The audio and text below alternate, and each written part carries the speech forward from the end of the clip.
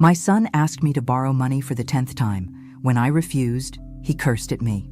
A week later, I won the lottery and didn't tell anyone. I never thought my own son would threaten my life. The child I sacrificed everything for became a stranger, consumed by addiction. Before we begin, subscribe and tell me where in the world you're watching from. The phone rang at 8:17 p.m. I knew it was Tyler before I even looked at the caller ID. My stomach tightened into that familiar knot, the one that appeared like clockwork every time my son called these days. "Mom, I need to see you. It's important." His voice had that rehearsed urgency I'd come to recognize over the past 6 months. I closed my eyes, my fingers tightening around the receiver. "Tyler, is everything okay? I just really need to talk to you in person," he said, avoiding my question. "Can I come over, please?" I glanced at the kitchen table where my bills were spread out, the electric notice with its bold red final warning, the property tax statement I'd been putting off. At 65, my teacher's pension barely covered the essentials. "Sure," I said, the word feeling heavy in my mouth. "I'll make some coffee."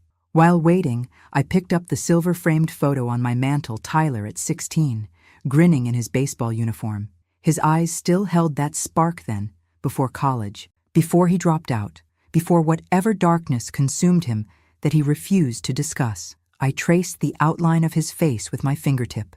"Where did you go, sweetheart?" The doorbell rang 30 minutes later. When I opened the door, Tyler stood there with that disarming smile that reminded me so much of Richard, my ex-husband who'd left us for his secretary 27 years ago. "Hey, Mom." He hugged me briefly, his body tense. I caught the faint scent of cigarettes, though he'd sworn he'd quit. "Come in," I said, stepping aside. "Coffee's ready." He paced my small living room instead of sitting, glancing repeatedly at the family photos on the wall. "Place looks good. You changed something?" "Just rearranged the furniture." I lied. Nothing had changed in years. "So," he said, finally dropping onto the couch, "I've got some good news." My heart lifted momentarily. "Oh?" "Yeah, this amazing job opportunity. Marketing position, great company." I nodded, allowing myself a sliver of hope. "That sounds wonderful. The thing is," he leaned forward, elbows on knees, "I need a little help to get there. My apartment's been having issues, landlords threatening eviction because of some misunderstanding with the rent. And my car broke down." The hope deflated. "Tyler, I just need $3,000 to get everything straight," he continued quickly. "My boss promised a bonus that didn't come through. It's temporary, I swear. 3,000. More than the previous requests." I took a deep breath. "I don't have it, Tyler. I'm sorry." His face hardened almost imperceptibly. "You've got savings." "I have $200 in savings," I said quietly, opening my purse and removing my bank statement. "Here, look. After the medical bills from my knee surgery, there's nothing left." He barely glanced at the paper.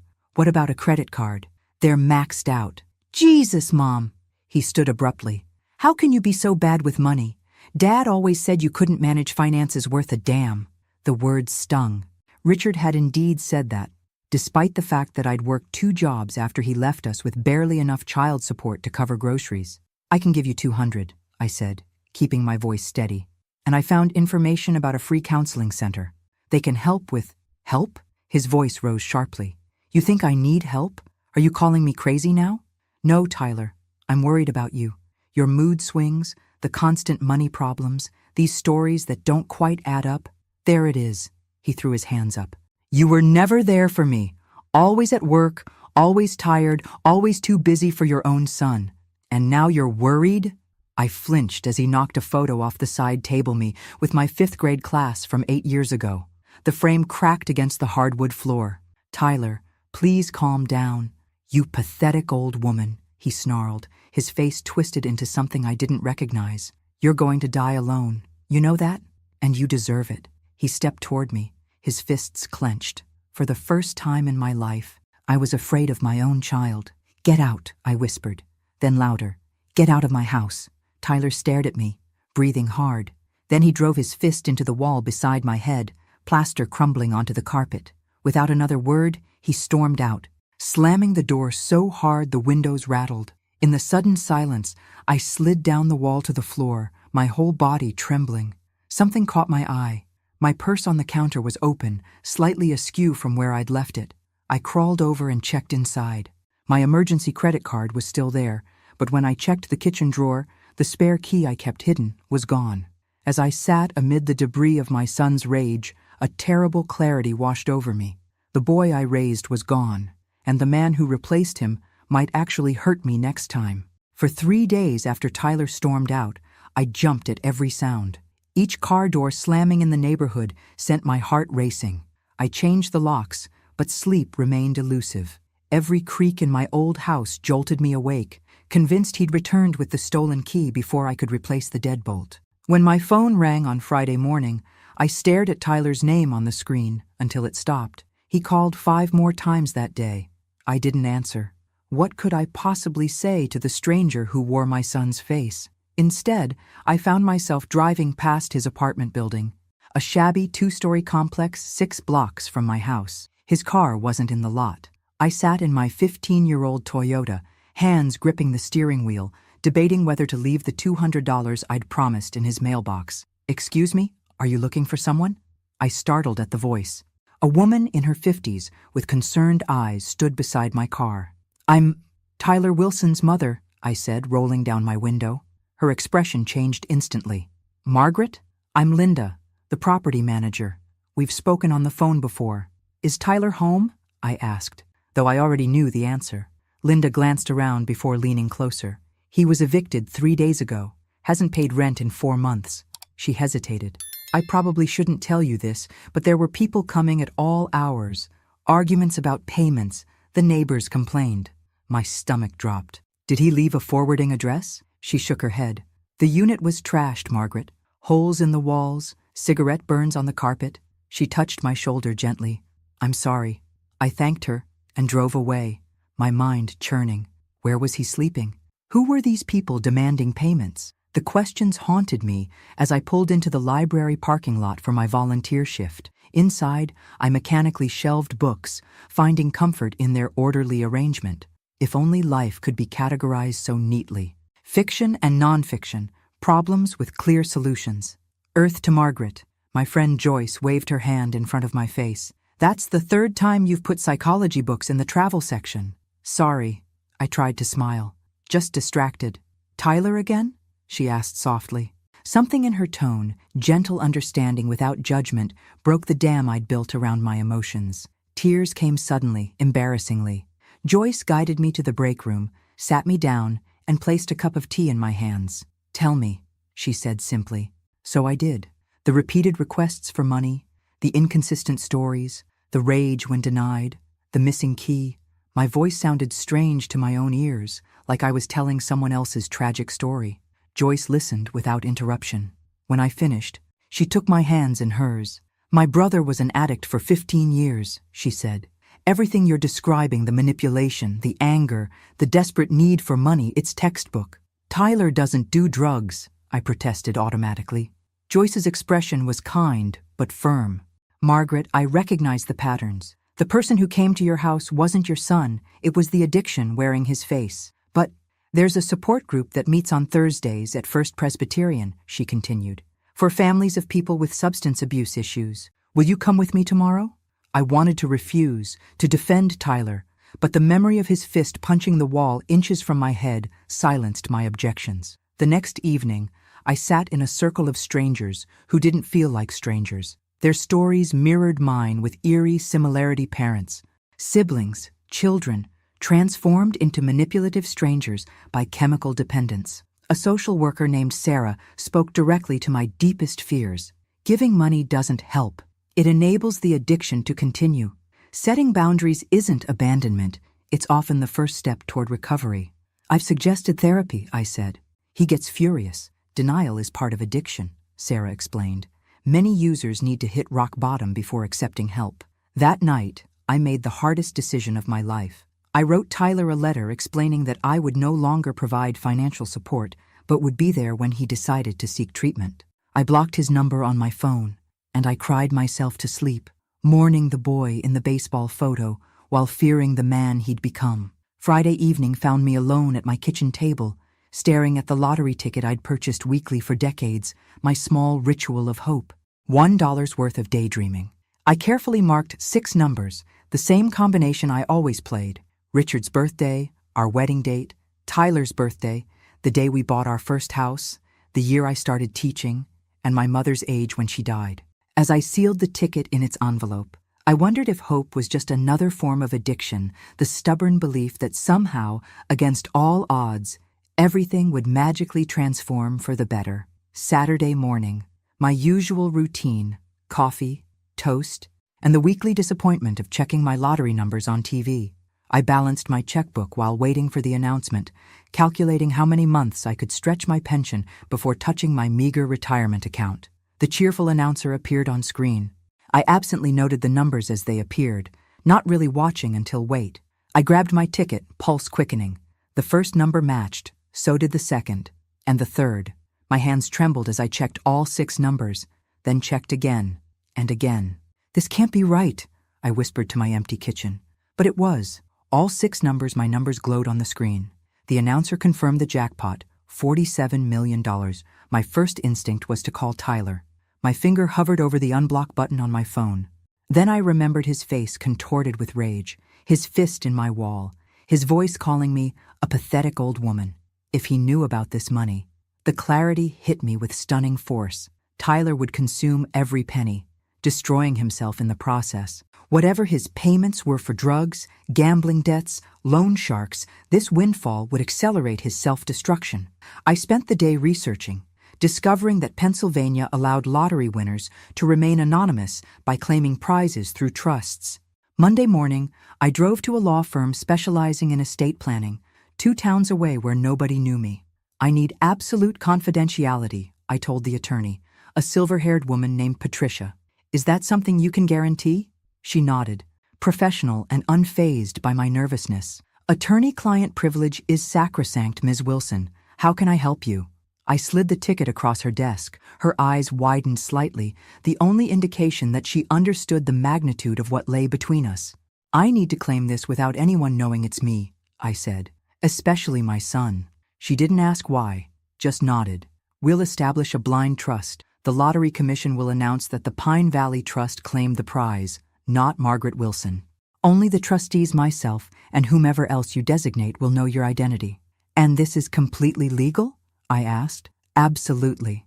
Pennsylvania is one of the few states that allows winners to maintain their privacy. She began outlining the process, establishing the trust, appointing trustees, claiming the prize as a lump sum versus annuity payments. I walked out 3 hours later with a plan. The money would be safe, my identity protected. I drove home feeling strangely calm, as if I'd taken my first independent breath in decades. As I turned onto my street, the calm evaporated. A police car sat in front of my house, lights flashing. Officer Reynolds, whom I knew from neighborhood watch meetings, stood on my porch. Ms. Wilson, he said as I hurried up the walk, there's been a break-in. My front door hung open, splintered around the lock. Inside, my living room was ransacked, drawers emptied, cushions slashed, even the air vents removed from the walls. Was anything taken? Officer Reynolds asked, notebook ready. I looked around at the devastation. I don't think so. I don't keep valuables here. Any idea who might have done this? The question hung in the air. Could I say it? Could I speak the words that would officially transform my son from troubled to criminal?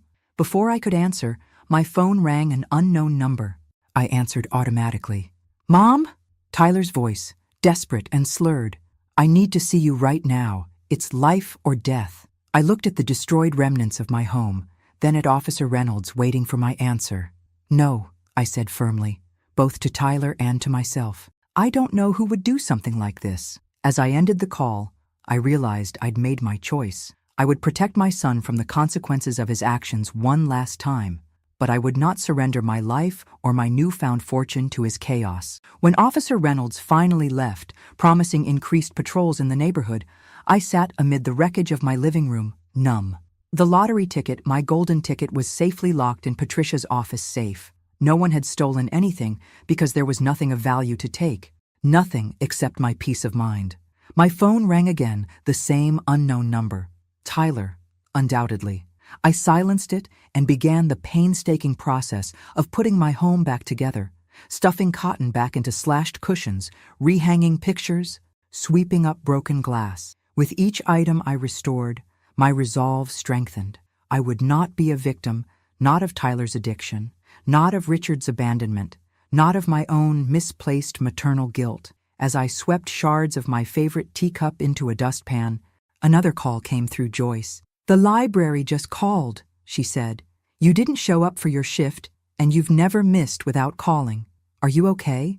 I hadn't even remembered it was my day to volunteer. "Someone broke into my house," I said, my voice steadier than I expected. "Oh my God, I'm coming over." "No, I'm fine, really. Margaret Wilson. I'll be there in 10 minutes with dinner and a bottle of wine, and I won't take no for an answer." True to her word, Joyce arrived carrying Chinese takeout and Merlot. She gasped at the lingering disarray, but asked no questions as she helped me finish cleaning. We ate at my kitchen table, the wine loosening my tongue.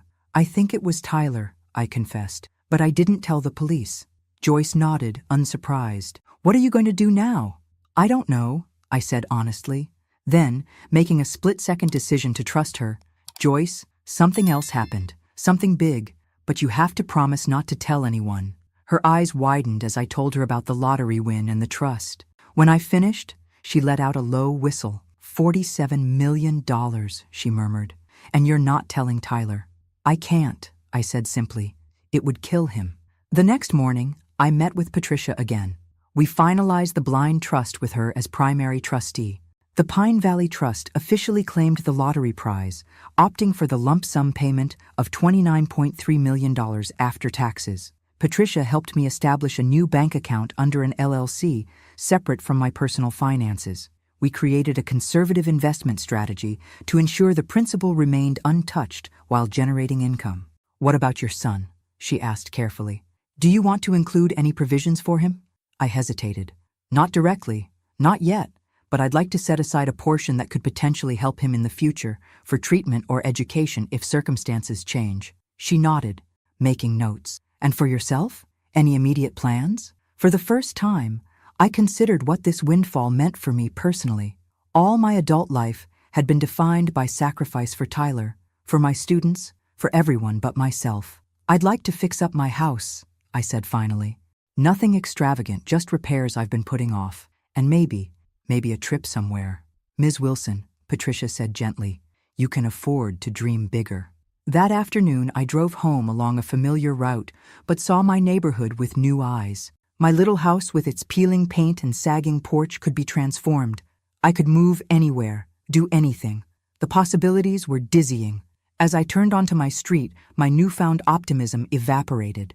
Tyler stood on my porch, pounding on the newly repaired door. I parked across the street, heart hammering. He hadn't seen me yet. I could drive away, check into a hotel, avoid this confrontation entirely. But running wouldn't solve anything. Sooner or later, I would have to face him. I approached slowly, car keys clutched between my fingers like a weapon. Tyler whirled at the sound of my footsteps. His eyes were bloodshot, his clothes rumpled. "Mom," he said, his voice breaking. "I've been trying to reach you for days." "My phone was having issues," I lied, maintaining distance between us. "Can we talk?" He gestured toward the door. "Inside? I'd prefer to talk here." I remained on the sidewalk, ready to flee if necessary. His expression darkened momentarily before he forced a smile. "I'm sorry about last time. I was stressed, not myself, but I'm getting help now, I promise." The words sounded rehearsed, hollow. "I'm glad to hear that," I said carefully. "I have this job interview," he continued eagerly. "Really promising position. But I need something decent to wear, you know? Just a small loan, $500 for a good suit. $500. Once, that would have seemed an impossible sum to spare. Now, it was nothing. But this wasn't about money. "Tyler," I said, my voice stronger than I felt, "I can't keep doing this." His face hardened. "Can't or won't?" "Both," I admitted. "I love you, but I can't keep enabling behaviors that hurt us both." For a moment, rage flashed in his eyes, the same rage I'd seen before he punched my wall. Then, unexpectedly, his shoulders slumped. "Please, Mom," he whispered. "I'm desperate. Despite everything." My heart ached for him. Was there any harm in one last chance? $500, I said finally. "But we meet at Starbucks tomorrow, and we talk about getting you real help." His relief was palpable. "Thank you. You won't regret it." As I watched him walk away, I wondered if I already did. Starbucks buzzed with morning commuters when Tyler arrived, clean-shaven and wearing his one decent button-down shirt. I almost didn't recognize him. This was the son I remembered, not the volatile stranger from my living room. "You look well," I said cautiously as he sat across from me. "Feeling better," he replied with a sheepish smile. "I've been going to some meetings, getting my head straight." "Meetings? What kind of meetings?" He stirred his coffee, eyes downcast. "N.A., Narcotics Anonymous. I should have told you sooner, but I was ashamed." The confession stunned me.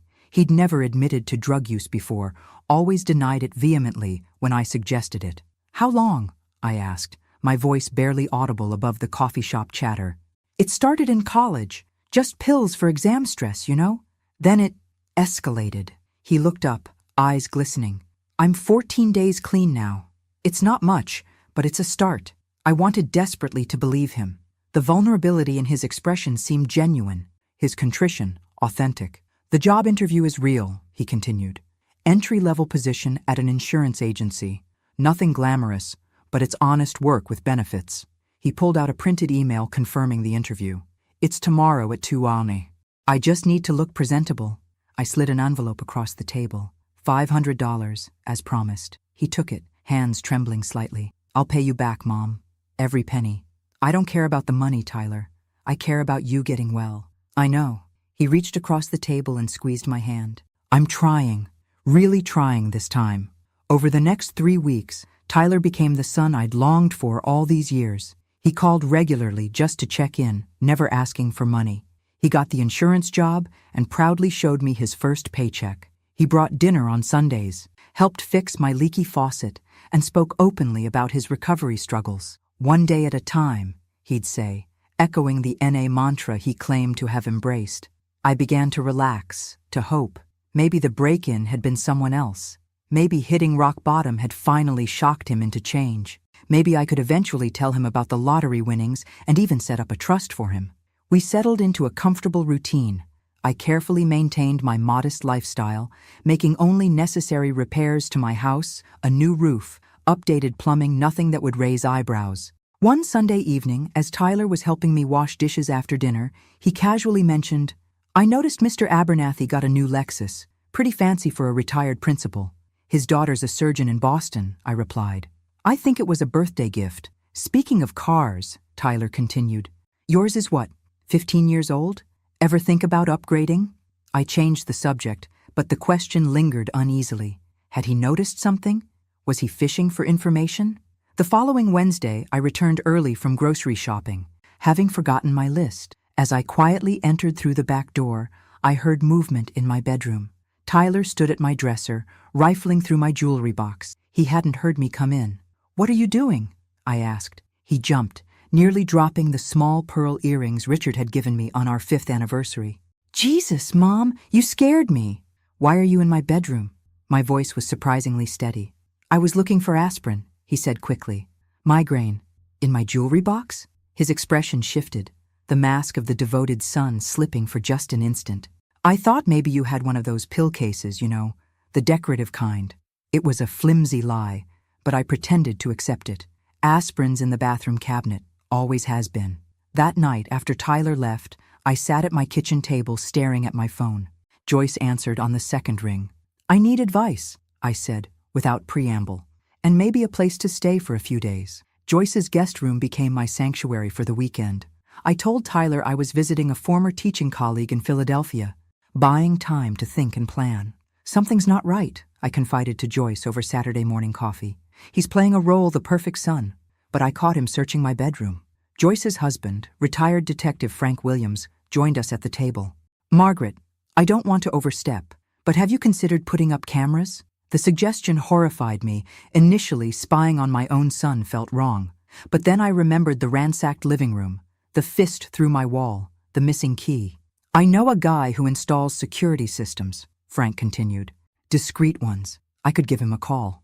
Monday morning, while Tyler was at his job, 2 tiny cameras were installed in my living room and hallway, accessible through a secure app on my phone. The installer also updated my home security system and added new deadbolts. "Mom, you're being paranoid," Tyler said, when he noticed the security company sign in my yard that evening. "This neighborhood is perfectly safe. Tell that to whoever broke in last month," I replied evenly. He flinched almost imperceptibly. "Right. Good point." The installer had placed cameras strategically, one in the living room overlooking the entryway, another in the hallway leading to my bedroom and home office, but none in private spaces like bathrooms or bedrooms. I needed evidence, not invasion. For 3 days, nothing unusual appeared on the cameras. Tyler visited for dinner on Thursday, behaving like the attentive son he'd recently become. I began to doubt my suspicions, wondering if I was seeing problems where none existed. Then Friday morning, my phone alerted me to motion at my house. On screen, Tyler unlocked my front door with the key I'd never given him. He moved purposefully through the living room to my home office, where he began methodically going through my files. I watched, heart pounding, as he photographed my bank statements, insurance documents, and the paperwork for my pension plan. He spent nearly 40 minutes searching before leaving, carefully relocking the door behind him. With shaking hands, I called Patricia. "I need another layer of protection," I told her. "My son is searching for financial information." She arranged for a forensic accountant and private investigator to meet us that afternoon. The investigator, Michael Reeves, was a former FBI agent with a calm demeanor that immediately put me at ease. "Based on what you've told me, Ms. Wilson, your son is looking for assets," he explained. "The question is why?" "He needs money," I said simply. "For drugs?" Michael asked. "I thought so, but now I'm not sure. He claims to be in recovery, working at an insurance agency." Michael interrupted gently. "Have you verified his employment?" I stared at him. No. He showed me a paycheck, but would you mind if I looked into that?" Michael asked, "along with his recent activities and associations?" I hesitated only briefly before nodding. Whatever Tyler was involved in, I needed to know. While Michael began his investigation, the forensic accountant helped me create an impenetrable barrier around my lottery winnings. We moved investments into more secure structures, creating additional shells and trusts that would be virtually impossible to connect to Margaret Wilson. 3 days later, Michael requested an urgent meeting. His expression was grave as he spread photographs across Patricia's conference table. "Ms. Wilson, I'm afraid your son is not employed at any insurance agency," he began. "He's been spending his days at gambling establishments and meeting with these individuals." He pointed to photos of Tyler with 2 hard-looking men outside a bar. "These men are known associates of Anthony Castellano, a loan shark operating in Pittsburgh's South Side." My stomach clenched. A loan shark? Based on our surveillance and audio captured during these meetings, Tyler is deeply in debt, upwards of $50,000. He's been promising his creditors that he can get the money from you. "But I don't have that kind of money," I protested. "At least they don't know that I do." Michael slid another photo across the table. Tyler sitting in his car, on his phone. "This was taken yesterday. We were able to capture the audio." He pressed play on a recording device. Tyler's voice filled the room. "The old lady must have money hidden somewhere. She's different lately, new roof on the house, better clothes. If I can't find where she's hiding it," a pause. "Maybe an accident would be simpler. Her life insurance should cover what I owe you." The words hit me like physical blows. My son was contemplating what? Frightening me into giving him money? Or something worse? "Ms. Wilson," Michael said gently, "based on this evidence, I strongly recommend filing for a restraining order." I shook my head, still processing the revelation. Is this enough for the police to act?" "Unfortunately, no. It's concerning, but it's not an explicit threat or conspiracy that would stand up in court." Michael leaned forward. "But we can build a stronger case while ensuring your safety." I drove home in a daze, the recording playing on loop in my mind. The son I'd raised, the child I'd sacrificed everything for, was considering harming me for money. That night, alone in my house with new locks and cameras, I made a decision. I would no longer be passive, waiting for Tyler's next move. Whatever demons drove him, addiction, gambling, desperation, I needed to protect both of us from their destruction. Tomorrow, I would begin fighting back. Dr. Elena Martinez leaned forward in her chair, her eyes gentle but probing. "Tell me again what Tyler said on the recording." I repeated the words that had haunted me for days, my voice barely above a whisper. The support group had emptied out 20 minutes ago, leaving just Dr. Martinez and me in the church basement. "And how does that make you feel?" she asked. I laughed bitterly. "How does it make me feel that my son is considering harming me for insurance money?" "Devastated. terrified, and somehow still worried about him. Dr. Martinez nodded. That's the contradiction every parent in your situation faces. You simultaneously fear your child and fear for them. I don't know what to do, I admitted. Part of me wants to confront him, but another part is afraid of what might happen if I do. Your fear is justified, she said. With addiction this severe, especially complicated by gambling debts, unpredictability is the only predictable element. She paused, considering. What resources do you have right now? I thought about the millions sitting in accounts under the Pine Valley Trust, resources that could solve Tyler's immediate financial problems, but would likely accelerate his self-destruction. I have some savings, I said cautiously, and good friends, a lawyer. You need a strategic approach, Dr. Martinez said. From what you've described, Tyler has shown escalating patterns of manipulation, invasion of privacy, and now potential threats. This isn't just addiction, it's something more complex. What do you mean? Addiction is certainly a primary factor, but the calculated nature of his actions suggests possible co-occurring issues. The Tyler who searches your files and discusses accidents with loan sharks isn't the same as the Tyler who shows up with dinner and fixes your faucet. Both are masks he wears to get what he needs. Her words hit me with terrible clarity. The son I've been seeing these past weeks isn't real, is he? The addiction has become his primary relationship, she explained gently. Everything else, including his relationship with you, is secondary to feeding it. I sat in silence, absorbing this brutal truth. Finally, I asked, so what do I do now? First, secure yourself physically, emotionally, financially. Then consider a structured intervention with professional help. She handed me a card. This organization specializes in crisis interventions for situations like yours. They work with law enforcement when necessary. That evening, I called the number. The intervention specialist, David Keller, listened carefully to my story, asking pointed questions about Tyler's behavior patterns, his debts, and the potential threats. Mrs. Wilson, what you're describing isn't just a son who needs help, he said bluntly. This is someone deeply entangled in potentially dangerous situations. We need to approach this as both an addiction intervention and a security issue. Over the next 2 days, a plan took shape. David assembled a team including an addiction counselor, a security specialist, and a legal advocate.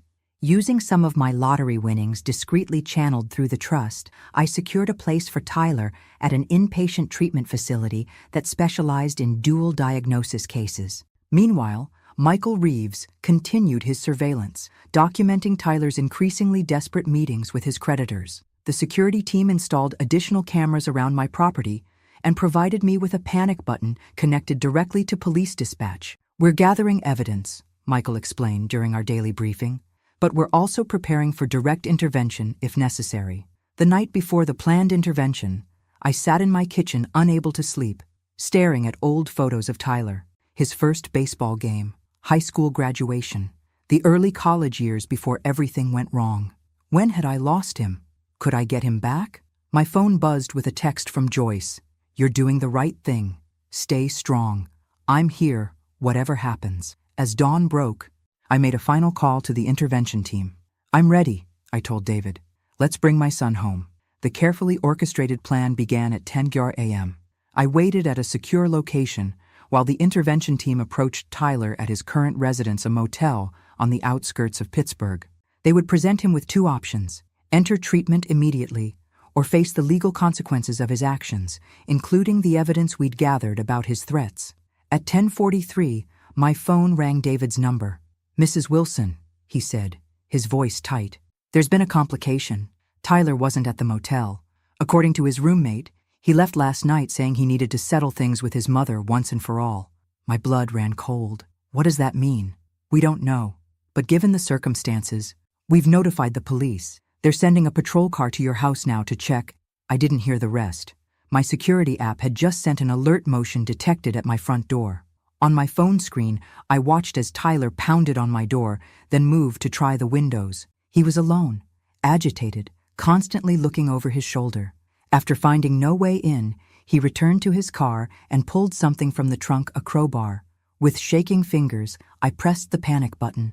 Blue and red lights flashed through the residential street as 2 police cruisers converged on my house. On my phone screen, I watched Tyler freeze mid-motion, crowbar in hand, as officers approached with weapons drawn. "Drop the tool and put your hands where we can see them," an officer commanded. For one terrifying moment, Tyler looked ready to run or worse, to fight. Then his shoulders slumped. The crowbar clattered to the ground. I watched, heart pounding, as they handcuffed my son and placed him in the back of a patrol car. Another officer retrieved something from Tyler's vehicle, a duffel bag that he handled with obvious caution. My phone rang. "Mrs. Wilson, this is Officer Ramirez. We've apprehended a suspect attempting to break into your residence. Can you come to the station to make a statement?" 40 minutes later, I sat in a sterile interview room across from Detective Sarah Lombard, a middle-aged woman with compassionate eyes and a no-nonsense demeanor. "Mrs. Wilson, I understand this is difficult," she began, "but I need to ask, do you wish to press charges against your son?" "What exactly was he arrested for?" I asked, my voice surprisingly steady. "Attempted breaking and entering, possession of burglary tools, and," she hesitated, "possession of an unregistered firearm and a controlled substance. The bag in his vehicle contained a handgun, approximately 4 ounces of cocaine, and various prescription medications." My breath caught. "A gun? Was it loaded?" "Yes." Detective Lombard's expression softened slightly. "There's more. We found duct tape, zip ties, and latex gloves. Given these items, combined with previous threats documented by your private investigator, we're also considering charging him with attempted kidnapping or worse." She slid a document across the table. "These are the potential charges and sentencing guidelines. First-degree burglary alone carries 5 to 20 years. The weapons charge adds another 5 to 10. The narcotics possession with apparent intent to distribute is 3 to 7 years. If we pursue the attempted kidnapping charge, that's an additional 10-25 years. He's looking at decades in prison, Mrs. Wilson." The clinical description of what my son apparently planned sent ice through my veins. This wasn't just a desperate plea for money or a drug-fueled mistake. This was premeditated. "I want to see him," I said. Detective Lombard nodded. "He's been processed and placed in a holding cell. I should warn you, he's coming down from something cocaine, most likely. He may not be himself." "He hasn't been himself for a long time," I replied. They led me to an observation room with a one-way mirror overlooking a small interview room. Tyler sat at a metal table, handcuffed, his leg bouncing frantically. His eyes darted around the room, and he periodically wiped sweat from his forehead despite the room's chill. "Can I speak with him alone?" I asked. "I can't allow that," Detective Lombard said, "but we can bring him in here with officers present." Minutes later, Tyler was escorted in. He looked smaller somehow, diminished by the orange jumpsuit and the harsh fluorescent lighting. When he saw me, his expression cycled rapidly through surprise, anger, and something like shame before settling into careful neutrality. "Mom," he said, his voice raspy, "you need to bail me out. This is all a misunderstanding." I studied his face, the face I'd known from its first moments in this world, the face that once lit up when I entered a room, that scrunched in concentration over homework, that beamed with pride at graduations and baseball games. "Was it a misunderstanding when you broke into my house last month?" I asked quietly. "Or when you searched my financial documents? Or when you discussed causing me an accident with your loan shark friends?" His eyes widened. "You've been spying on me?" "I've been protecting myself." My voice remained calm, though inside I was shaking. "Just like I'm trying to protect you now." "By getting me arrested?" He slammed his handcuffed wrists on the table. "Some protection. Tyler, you came to my house with a gun, drugs, and restraints," I said. "What was your plan? To scare me into giving you money? To hurt me for insurance? To make me disappear?" His face crumpled. "I wouldn't have hurt you. I just needed leverage. They're going to kill me if I don't pay." "Who? The loan sharks?" He nodded miserably. "I owe them $57,000. The interest keeps growing. They gave me 3 days to pay or—" He drew his finger across his throat. "So you decided threatening your mother was the solution?" I couldn't keep the hurt from my voice. "I was desperate," he shouted, then lowered his voice when an officer stepped forward. "I thought maybe you had savings, retirement accounts, something I could use as collateral." "And the gun? The drugs?" "The gun was for protection. The drugs—" He looked away. I needed something to give me courage. We sat in silence, the gulf between us wider than ever. My son, my beautiful boy, had become someone I couldn't recognize, someone willing to terrify his own mother, to feed his addictions and pay his debts. "I'm not posting bail," I said finally, "but I am going to help you." His head snapped up. "How?" "I've arranged a place for you at Valley Ridge Treatment Center. If the judge agrees to court-ordered rehabilitation instead of jail time, you can go there directly." "Rehab?" He scoffed. "I don't need—" "You came to my house with cocaine and a loaded gun," I interrupted. "You're facing years in prison. Rehabilitation is your best option, and I've pulled every string I can to make it available to you." "And if I refuse?" I stood up, steadier than I'd felt in months. "Then you'll face the consequences of your actions without my help. I love you, Tyler, but I won't enable your self-destruction any longer." As I turned to leave, he called out, "Mom, wait." I paused, hand on the doorknob. "How did you afford Valley Ridge?" he asked suspiciously. "That place costs a fortune."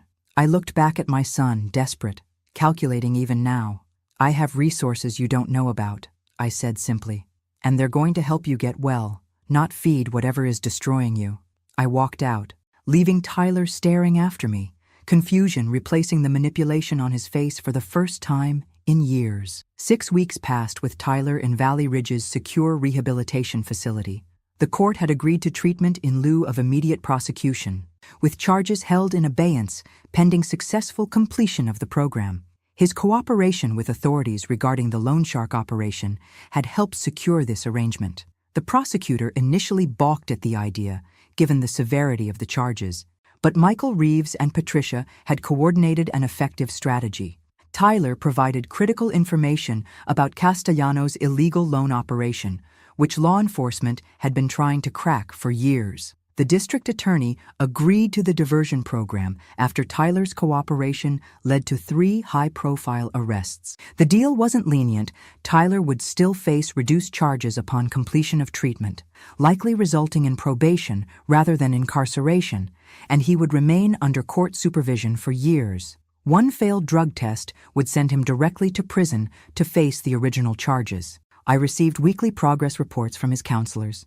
The first month was brutal detoxing from multiple substances, confronting the magnitude of his gambling addiction, and dealing with the legal consequences of his actions. He refused to see me for the first 3 weeks, citing shame, according to his therapist. On week 7, I received a call from Dr. Harriet White, Tyler's primary therapist. "Mrs. Wilson, Tyler has requested a family session," she said. "He's ready to take accountability for his actions toward you. Would you be willing to participate?" The following Saturday, I drove through Valley Ridge's sprawling grounds, past gardens maintained by residents and meditation paths winding through mature oak trees. For $3,000 per day, paid discreetly through the Pine Valley Trust, it offered the best addiction treatment on the East Coast. Dr. White met me in the reception area. "Before you see Tyler, I want to prepare you," she said, leading me to her office. "He's in a vulnerable state. The protective shell of denial has broken, and he's facing the full impact of his actions for perhaps the first time in years." "Is this real?" I asked hesitantly. "Or is it manipulation?" She considered the question carefully. "In addiction treatment, we're always alert for manipulation, but Tyler has shown consistent behavioral markers of genuine therapeutic engagement. That said, recovery isn't linear. There will be setbacks. What should I expect today?" "Tyler wants to make amends part of his 12-step work. He'll acknowledge specific harms he's caused you. Your role is simply to listen, not to absolve or accuse." She paused. "Can you do that?" I nodded, though uncertainty gnawed at me. After years of Tyler's lies, could I trust anything he said? The family meeting room was bright and comfortable, with overstuffed chairs and landscape paintings. Tyler sat waiting, dressed in jeans and a plain blue sweater, casual clothes. Not the institutional scrubs I'd expected. He looked simultaneously younger and older than his 30 years, clearer eyes, but deeper worry lines. "Mom," he said, standing awkwardly as I entered. "Thank you for coming." We sat facing each other while Dr. White took a chair slightly removed from us. Tyler cleared his throat. "I've prepared some things to say." He withdrew a folded paper from his pocket. "Part of my recovery is making amends, which starts with acknowledging what I've done." He unfolded the paper with trembling hands. "I manipulated you financially, taking advantage of your love to fund my addictions. I lied constantly. I invaded your privacy by searching your home. I stole your spare key. I broke into your house. I endangered your safety by bringing criminal elements into your life. His voice cracked. "And I planned to threaten you for money that night I was arrested." Each admission felt like a physical blow. Hearing the litany of betrayals stated so plainly made them more real somehow. "The worst part," Tyler continued, "is that I convinced myself these weren't real harms because you owed me as my mother. I told myself terrible lies about you, that you'd failed me, that you deserved it." He looked up, his eyes wet. "The truth is, you were the only person who never gave up on me, and I repaid that with cruelty." I sat perfectly still, afraid that any movement might shatter this moment of brutal honesty. "I don't expect forgiveness," he said. "I'm not asking for that. I just want you to know that I see clearly now what I've done, and I'm committed to change." When he finished, silence filled the room. Dr. White nodded encouragingly toward me. "Thank you for your honesty," I said finally. "I want to believe you're changing, but you're not sure you can," Tyler finished for me. "I understand. Trust has to be earned." Something in his acceptance, the lack of defensiveness or manipulation, felt different from all our previous interactions. "Tell me about your treatment," I said, changing direction. "What are you learning?" For the next hour, Tyler spoke with surprising insight about his dual diagnoses: substance use disorder and gambling addiction, complicated by depression and possible bipolar tendencies. He described his daily routine of therapy, group sessions, and mindfulness practices. He spoke about facing the wreckage of his choices without making excuses. As our session concluded, Dr. White asked, "Is there anything else either of you would like to address today?" Tyler hesitated. "There is one thing." He turned to me. "Mom, I know you're hiding something important. Something changed before I was arrested. You had money for this place, for the private investigator." My pulse quickened. How much had he pieced together? "Did you sell the house?" he asked. "Cash out retirement accounts? Whatever it is, I'm worried you've compromised your future to help me." The irony nearly made me laugh. After years of seeking my money, now he was concerned about my financial security. "I have resources that are being managed responsibly," I said carefully. "That's all you need to know right now." "But, Tyler," I interrupted gently, "part of recovery is accepting boundaries. My financial situation is a boundary I'm establishing." He looked ready to argue, but caught himself. "You're right," he said after a moment. "I don't have the right to question that, especially given my history." As I drove home, I replayed the session in my mind. The change in Tyler seemed genuine, but experience had taught me caution. Real recovery would require more than words. It would demand consistent action over time. Still, for the first time in years, I allowed myself to feel something dangerous: hope. The conference room of Mercer and Hodge law firm buzzed with activity as Patricia guided us through the final paperwork establishing the New Dawn Foundation.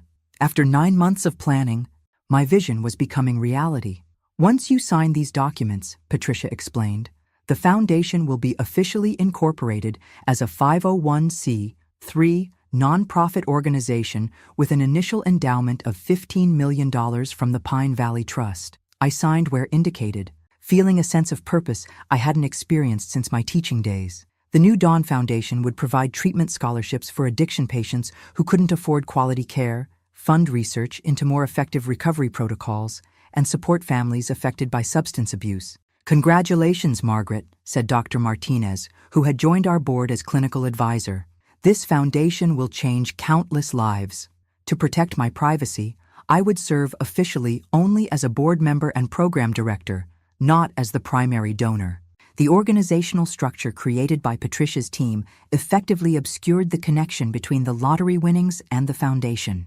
As our meeting concluded, Dr. Martinez stayed behind. "Have you thought about what you'll tell Tyler?" she asked. "He's completing his program in 3 weeks." Tyler had now been at Valley Ridge for nearly 11 months. His recovery, while not without setbacks, had been remarkable. He had maintained sobriety, engaged fully in therapy, and even begun mentoring newer patients. His therapists reported genuine transformation in his thinking patterns and behavior. "I'm still not sure," I admitted. "Part of me wants to tell him everything. Another part remains cautious." "Trust is rebuilt gradually," she reminded me. "You're right to proceed carefully."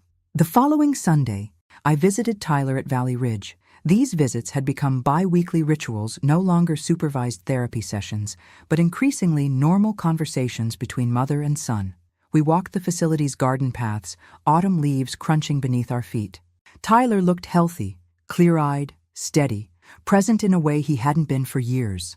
"I've been accepted to the halfway house program," he said. "3 more weeks here, then I'll transition to Oakwood House. It's structured living with continued therapy, but I'll be able to work part-time." "That's wonderful," I said sincerely. "Have you thought about what kind of work you'd like to do?" He nodded. "The vocational counselor helped me find a position at a printing company. Entry-level, of course, but they work with people in recovery." He hesitated. "It's not glamorous, but it's honest work." "I'm proud of you," I said, surprised by the tears that suddenly threatened. Truly proud. We sat on a stone bench overlooking a small pond. A comfortable silence stretched between us, so different from the tense, manipulative interactions of the past. "There's something I need to tell you," Tyler said finally. "I've been accepted to community college. Just 1 class to start Introduction to Addiction Counseling. My therapist thinks I might have aptitude for it once I'm further along in my own recovery." "That's a big step," I said carefully. "What about the printing job?" "I'd do both. Class 2 evenings a week, work during days." He looked at me directly. "I'm not asking you for money, Mom. I've applied for financial aid, and I've been saving from my work program here." His declaration, so different from our interactions over the last decade, caught me off guard. "I never thought I'd say this," Tyler continued, "but getting arrested was the best thing that ever happened to me. It forced me to stop running from myself." He turned the AA medallion he carried now, marking 10 months of sobriety. "I have a long way to go, but for the first time, I actually believe I can make it." I reached for his hand, and he squeezed mine gently. "There's something else," he said hesitantly. "I heard about a new foundation that opened in Pittsburgh, New Dawn Foundation. They're looking for peer support specialists, people in recovery who can work with new patients." His eyes lit up with purpose. "I won't be qualified for at least a year, but eventually, maybe." My heart pounded. "You're interested in working there?" "Not just working. It's the kind of place where I could really make a difference. Use my experience to help others." He shrugged self-consciously. "Probably a pipe dream, but it gives me something to work toward." The irony was almost overwhelming. My son wanted to work for the foundation I had created, the foundation funded by money I still hadn't told him about. As we walked back toward the facility, Tyler stopped suddenly. "Mom, can I ask you something? It's been bothering me." I tensed, bracing for questions about my finances. "Have you been taking care of yourself?" he asked instead. "All this time, your focus has been on me and my problems. But what about you? What do you want for your life?" The question startled me. In all our years together, Tyler had never asked about my desires, my dreams. "I'm working on that," I said truthfully. "For so long, I defined myself by my roles: teacher, mother, caretaker. Now I'm discovering who Margaret Wilson is beyond those roles." Tyler nodded thoughtfully. "I'd like to get to know that Margaret." 2 days later, I sat in Patricia's office, having made my decision. "I want to create a separate trust for Tyler," I told her, "but with conditions." Together, we designed a structured trust that would activate only after Tyler maintained 5 years of verified sobriety. Even then, distributions would be limited to education, healthcare, or legitimate business investment, never cash that could enable relapse. "This balances protection with opportunity," Patricia observed. "But when will you tell him about the lottery?" "Not yet," I said firmly. "Recovery is still too fragile. For now, let him focus on building his life from the ground up. The foundation is giving him purpose, a goal to work toward. That's worth more than money." As I left Patricia's office, my phone chimed with a text from Joyce. "Dinner tonight? Frank and I have a proposal for that European trip we've been discussing." I smiled, typing back, "I'll bring the wine." For the first time in decades, I was building a life centered around my own joy rather than someone else's needs. The lottery had given me financial freedom, but the real wealth was in reclaiming myself. 18 months after his release from Valley Ridge, Tyler stood before the audience at New Dawn Foundation's first community recognition event. As a peer support intern, a position he'd earned after a year at the halfway house, followed by 6 months of additional training, he was sharing his story with donors, treatment professionals, and family members affected by addiction. "My rock bottom wasn't losing my home or my job," he said, his voice steady. It was the moment I realized I'd become the kind of person who would threaten his own mother, the one person who never stopped believing in me. I watched from the back of the room, my chest tight with complicated emotions. Tyler had no idea I was there as the Foundation's program director who worked primarily behind the scenes. My attendance wasn't expected at this smaller event. Recovery isn't just about staying sober, Tyler continued. It's about becoming someone you can respect when you look in the mirror.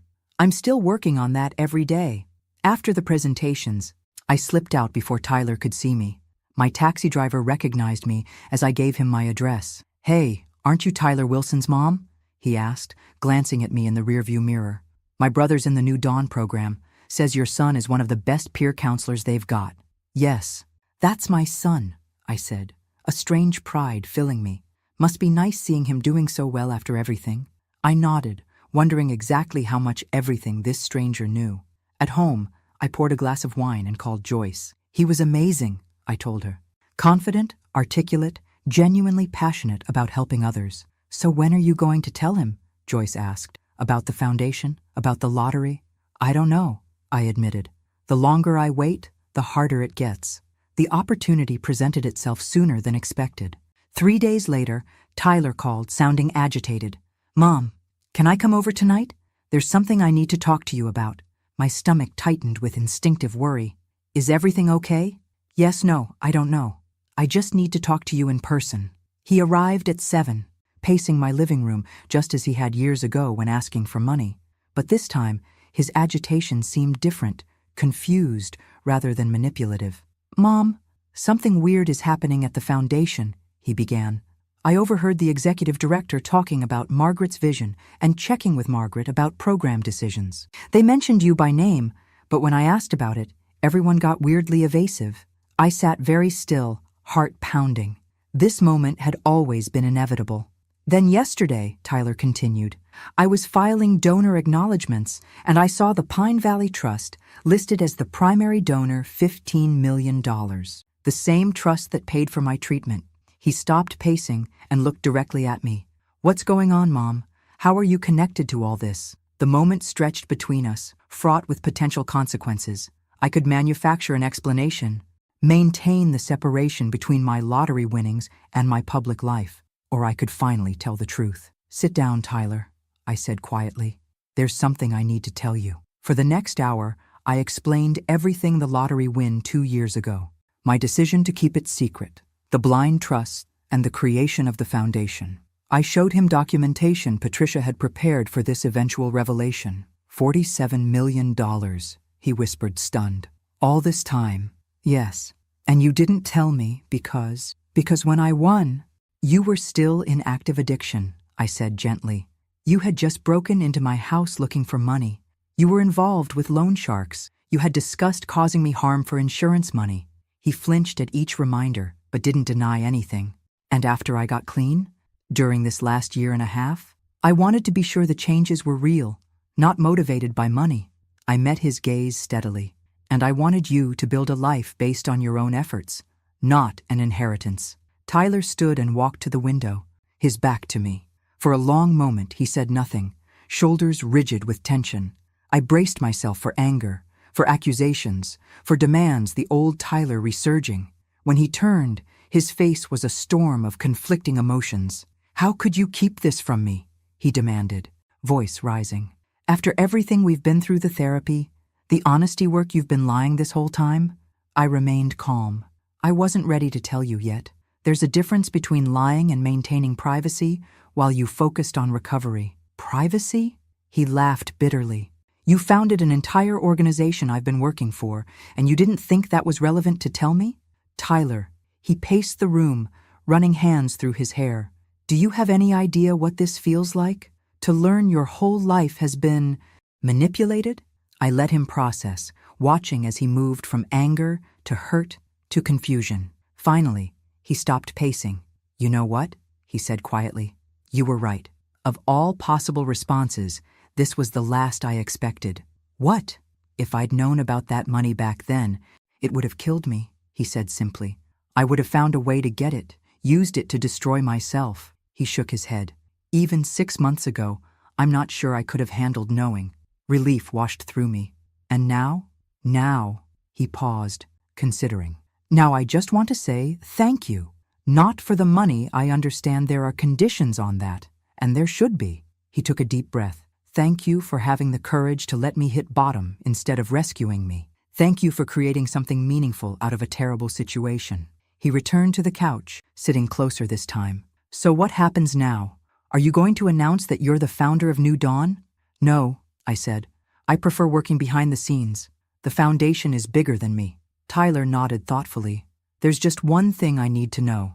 My position at New Dawn, did you arrange that? Was it charity? Absolutely not, I said firmly. The hiring committee doesn't know you're my son. You earned that position entirely on your own merits. The tension visibly left his body. Good, that matters to me. As Tyler prepared to leave, he hesitated at the door. The trust you mentioned, the one for me that activates after 5 years of sobriety, I don't want to access it then either. What do you mean? I mean I want to amend the conditions. If I maintain sobriety for 5 years, I'd like the trust to fund additional treatment scholarships at New Dawn instead. He smiled slightly. Maybe when I'm 10 years sober, we can revisit my personal access. By then, I hope I'll have proven I can build my own life. As I watched him walk to his modest used car, purchased with his own savings from the printing job, I felt a weight lift that I hadn't even realized I was carrying. My son was truly becoming his own man, one whose worth wasn't measured by money, but by integrity. The fear that had haunted me for so long that the lottery winnings would destroy what remained of my relationship with Tyler had proven unfounded. Instead, we had both found something far more valuable than millions of dollars. Authentic connection built on truth rather than need. And that concludes my formal remarks, I said, stepping away from the podium to unexpected applause. Thank you all for coming today. 5 years had passed since I'd revealed the truth to Tyler. Today marked the grand opening of New Dawn Foundation's second rehabilitation facility, a state-of-the-art treatment center specifically designed for dual diagnosis patients like Tyler had been. As program director, I'd spent the last 3 years developing the center's evidence-based approach, working alongside addiction specialists, former patients, and family members to create something truly revolutionary. Today, standing before the gathered crowd, I felt a sense of completion I'd never experienced before. Tyler approached as the crowd dispersed toward the reception. At 35, he'd matured into a man I barely recognized from the troubled youth he'd once been. Now the Foundation's peer support coordinator with a master's degree in addiction counseling, he carried himself with quiet confidence. Great speech. Mom, he said, hugging me. Though you forgot to mention that the family reintegration program was your idea. Our idea, I corrected. The best things at New Dawn have always been collaborative. We walked together through the garden designed by residents of our first facility, past the meditation labyrinth, and toward the small lake at the property's edge. 5 years sober now, Tyler had kept his word about the trust, redirecting the funds to create additional treatment scholarships instead of accessing them personally. Have you decided? He asked as we reached the lakeside bench. About retirement? I smiled. Yes, I'm stepping down as program director next month. Victoria is more than ready to take over. And then?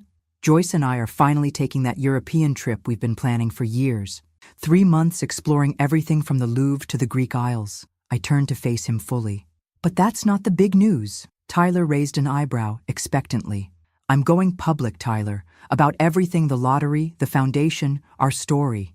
He looked surprised. After all these years of privacy, what changed? Perspective, I said simply.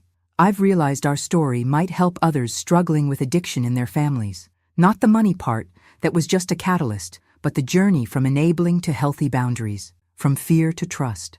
How will you do it? I'm writing a book. When Patience Runs Out, our story from my perspective. I've already spoken with a publisher. I watched his face carefully. But I won't proceed without your blessing. Tyler was quiet for a long moment, looking out across the water. Will you include everything?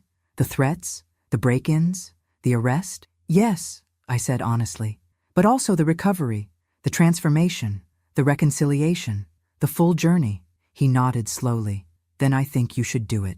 Maybe, he hesitated, maybe I could contribute a chapter from my perspective, if that would help. I'd like that, I said, throat tight with unexpected emotion.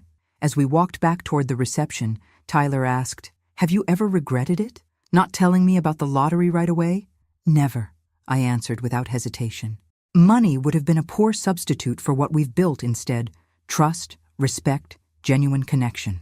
"And what about forgiveness?" he asked quietly. "Have you really forgiven me for everything I put you through?" I considered the question seriously. "Forgiveness isn't a single moment, Tyler. It's been a process for both of us. I needed to forgive you for the manipulation and threats. You needed to forgive me for the tough love that felt like abandonment at the time. And yourself? Have you forgiven yourself for the enabling?" His perception startled me. "I'm still working on that one," I admitted. At the reception, I watched Tyler move confidently among donors and treatment professionals, sharing his expertise and passion for recovery work. My son, once lost to addiction and criminality, now helped others find their way back from similar darkness. Later that evening, as I prepared to leave, Dr. Martinez, now the Foundation's clinical director, joined me on the veranda. "I remember when you first came to the support group," she said. "Terrified, heartbroken, convinced you'd lost your son forever." "I was certain I'd failed him," I agreed. "That all my sacrifices had somehow created his problems. And now?" I gazed across the grounds where residents were gathering for an evening community meeting. "Now I understand that we save ourselves. I couldn't save Tyler, he had to do that himself, just as I had to save myself from the pattern of enabling that was destroying us both." "The money changed everything, didn't it?" she asked. "No," I said thoughtfully. "The money just accelerated the inevitable confrontation.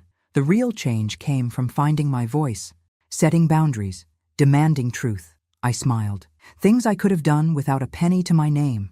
As if summoned by our conversation, Tyler approached with a young woman I recognized as a new counselor. "Mom, this is Emma. She's implementing that family communication protocol we developed last year." His voice held unmistakable pride. "Emma, this is my mother, Margaret Wilson, the heart and soul of New Dawn Foundation." I extended my hand, but Emma surprised me with a hug instead. "Thank you," she whispered. "My brother completed your program last year. You saved his life and our family." As she moved away to greet other guests, Tyler grinned at my expression. "That happens a lot, you know. People whose lives you've touched without even realizing it." I corrected gently. "People whose lives we've touched."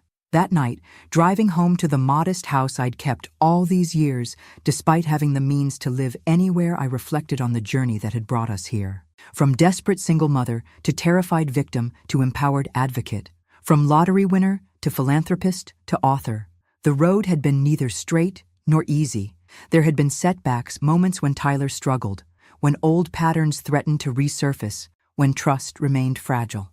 But we had persevered, one day at a time, building something neither of us could have imagined during those darkest days. As I pulled into my driveway, my phone chimed with a text from Tyler. "Thank you for never giving up on me, even when it meant letting go. Love you, Mom." Some fortunes, I realized, couldn't be measured in millions. Some jackpots were paid in moments like these, in reconciliation, purpose, and the quiet joy of reclaimed connection. When patience runs out, sometimes that's when true change begins. Thanks for listening. Don't forget to subscribe and feel free to share your story in the comments. Your voice matters.